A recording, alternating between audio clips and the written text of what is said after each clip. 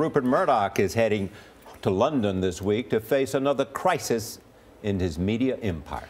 There are rumors he may shut down his flagship paper, The Sun, after the arrest of several of its top journalists. Charlie D'Agata is in London. Charlie, good morning. Good morning to you, Erica. Rupert Murdoch will be feeling the heat once again. The arrest came over the weekend, and the tip-off came from Murdoch's own people, raising angry accusations they're taking the fall and being hung out to dry.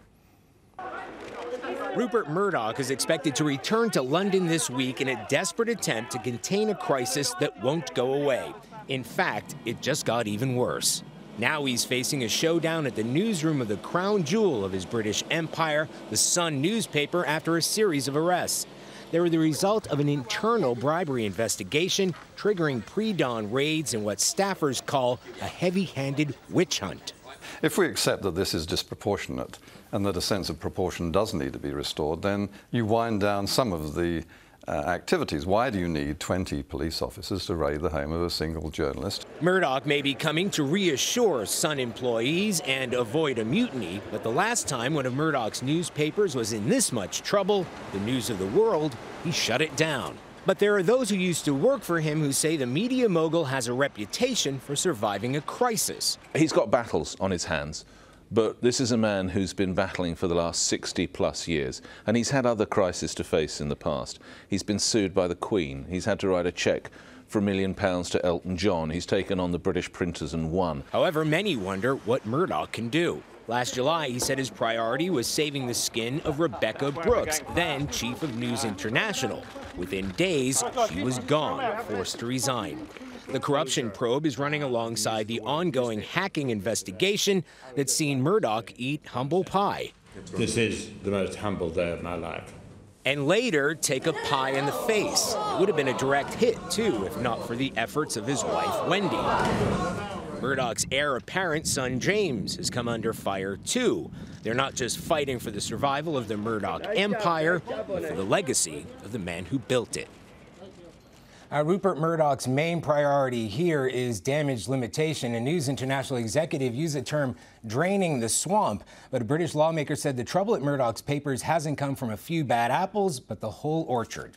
So what is he expected to do? Because Andrew Neil, who used to work with him at the Sunday Times, is quoted as saying, "The Sun has turned against Rupert Murdoch. He has put in place things he cannot stop. The Sun was the UK paper most loyal to Murdoch. It was closest to his heart. He won't be welcomed." And they believe, Sun journalists, that he has launched a witch hunt to protect himself. So where could this go? Well, he's going to face a showdown, Charlie, when he arrives here. He's expected to arrive Thursday or Friday. He's got to walk through that newsroom at the Sun, knowing that the people, and these are senior figures, these are names that are known here, the ones who have essentially been ratted out from an investigation within Murdoch's own organization.